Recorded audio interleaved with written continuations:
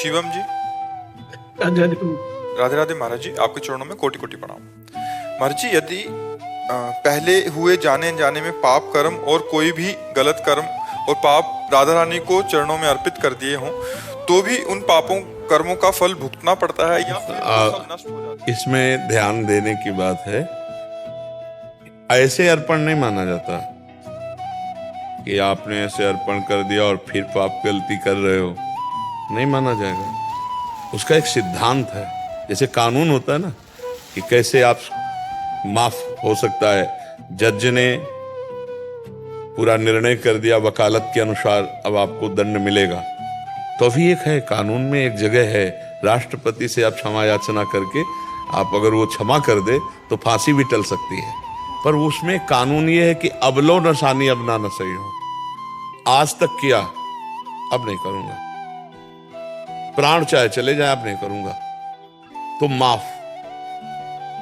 और आज कह रहे हो कि अब नहीं करूंगा, राधा रानी के चरणों में समर्पित, फिर 10 दिन बाद हुई, फिर 5 दिन बाद हुई, फिर समर्पित, फिर तो ऐसा नहीं चलेगा। वो चतुर शिरोमणि, ऐसा नहीं चले। फिर अवश्य में भोक्तव्यम कृतम कर्म शुभाशुभम, अपने द्वारा किए हुए शुभ अशुभ कर्म आपको भोगने पड़ेंगे। और अगर ऐसी गलती हो गई हमसे और इसके बाद हम बिल्कुल अलर्ट हो गए, अब लो नशानी अब ना, आज तक गलती अब नहीं होने देंगे भगवान के बल से और नाम जप और ऐसे, तो छोटी मोटी फिर सरकन हो जाए तो भगवान बचा लेते हैं और सारे पाप नष्ट कर देते हैं। भगवान ने कहा सर्वधर्मान परित्यज्य मामेकम शरणम ब्रज अहम त्वाम सर्व पापेभ्यो मोक्षयिष्यामि मा शुचा, मैं तुम्हें समस्त पापों से मुक्त करके पावन कर दूंगा, तुम केवल मेरी शरण में हो जाओ। पर शरण का मतलब है कि अब दोबारा वो गलती नहीं होगी, वो दोबारा पाप कर्म हमसे नहीं, अगर हुए तो प्लस हो जाएगा, फिर नहीं चलेगा सिद्धांत। सिद्धांत तभी चलता है जब उलट गए, अब लो नशानी अब ना नशानी। गुरु जी, फिर वो पाप जैसे भक्ति में फिर आगे भी आएंगे, भक्ति में आड़े भी आएंगे। कौन? जो जैसे जो पाप हो गए हमसे, पुराने कर्म हो गए, वो भक्ति जब करेंगे तो उसमें आड़े भी आएंगे। बहुत जोर के वो भक्ति क्या जीने के किसी भी मार्ग में वो टांग मार देंगे। जो हमारे पाप कर्म है, जब अब उनका क्रम आएगा, ऐसे नहीं कि वो एकदम अब आज कत्ल किए तो आज ही थोड़ी फांसी में लटक जाओगे। अरे मैं सालों लग सकते हैं, मुकदमा चलता है, सब फिर जाके सजा होती है, फिर जुर्माना सहित होती है ना कि इतने साल की सजा, इतने लाख रुपया जुर्माना, समय कितना लगता है। तो ये तो हुआ लौकिक न्याय। और जब भगवान के यहाँ रजिस्टर बहुत विलंब खुलता है, अगर ऐसे खुलने लगे ना, अभी जो किया अभी उसका दंड मिलने लगे तो दूसरी बात हो जाए। लेकिन वो हो सकता है तुम भूल जाओ, उस पाप को भी भूल जाओ, इतना लंबा समय व्यतीत हो जाए।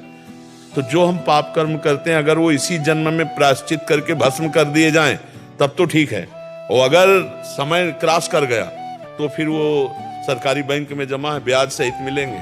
अच्छाई या बुराई आपकी ब्याज सहित लौटेगी।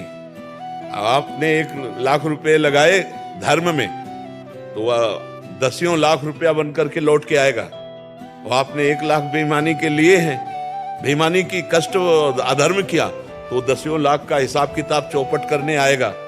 इंतजार करो, वो समय से आ जाएगा और नष्ट भ्रष्ट करके चला जाएगा। तो कर्म तो विध्वंसक है, उसको पहले ही नष्ट कर दे। उपवास के द्वारा, नाम कीर्तन के द्वारा, भगवान की शरण के द्वारा, भगवत प्रेमी महात्माओं के सामने निवेदन करके कि हमसे पाप बना, अब अगर कहते हैं प्रायश्चित करो तो ठीक है, अगर कहते सब ठीक हो जाएगा तो सब ठीक हो जाएगा।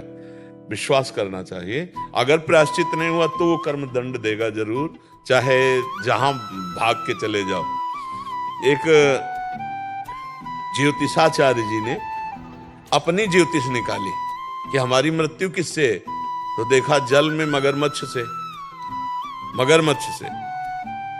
तो उन्होंने फटाफट खेती बेची, सब बेचा, और रेगिस्तान वहां जाकर के मकान बनाकर के, जहां जल ही नहीं तो मगरमच्छ क्या करेगा। अब वो इतने बड़े ज्योतिषाचार्य की उनका प्रकाश हुआ। उस समय राजा लोग, छोटे छोटे राज्य होते थे, तो वो राजा ने जब उनके पांडित्य और ज्योतिष को देखा तो वाह, तो उनको कुल पुरोहित बना लिया। अब जिस दिन से कुल पुरोहित बनाया उस दिन से रानी गर्भवती हुई, पुत्र नहीं हो रहा था, और खुशी भैया कि पंडित जी आज जब से चरण पधराए तब से सब मंगल हो रहा है। अब लड़का जो हुआ तो 12 वर्ष का जब हुआ तो कुंभ पड़ता है ना प्रयाग में, लड़के ने कहा कुंभ में हम भी जाएंगे, छोटा बच्चा। राजा ने कहा बिल्कुल, राजकुमार का आदेश तो पूरी सब व्यवस्था।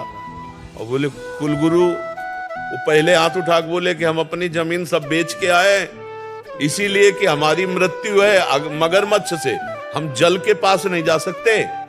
तो उन्होंने कहा तुम चिंता मत करो, जमुना में इधर जाल, गंगा में इधर जाल, बीच का संगम छनवा देंगे।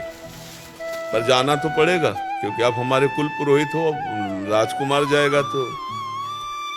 अब उनके हृदय में हमारी जो मृत्यु है, देख लो कैसा फांस बांध रही है कि अब मैं बच नहीं सकता। राजा से विनय कर रहा हूं, फिर भी वो कह रहे गोली लिए नौका में खड़े, जाल बंद, एक कीड़ा नहीं आएगा, मगरमच्छ तो बड़ा होता है, तुम डरते क्यों?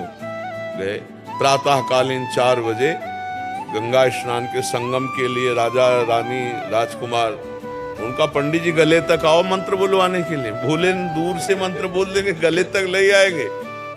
बोले पंडित जी आप समझते हैं हम राजा हैं, जब बार बार विनय आपसे कर रहे हैं आप पंडित जी, इतना जो ही जल में इतना गए सोई मगरमच्छ प्रकट हुआ। पंडित जी को सब देखते ही रह गए। जैसी हो भवतव्यता तैसी बने सहाय, आप न आवे ताई पे ताई तहां ले जाए। जो विधना ने लिख दिया छठी राव के अंक, राई घटे न तिल बढ़े, रहुरे जीव निसंग। भोगना पड़ता है, इसलिए नाम जप करो, अभी मिटा दो। भगवान के भजन से अभी पाप कर्म को मिटा दो तो आगे बढ़िया मंगलमय हो जाएगा। मानव जीवन इसीलिए मिला। नाम संकीर्तनम यस्य सर्व पाप प्रणाशनम। भगवान का नाम कीर्तन सब पापों का नाश कर देता है।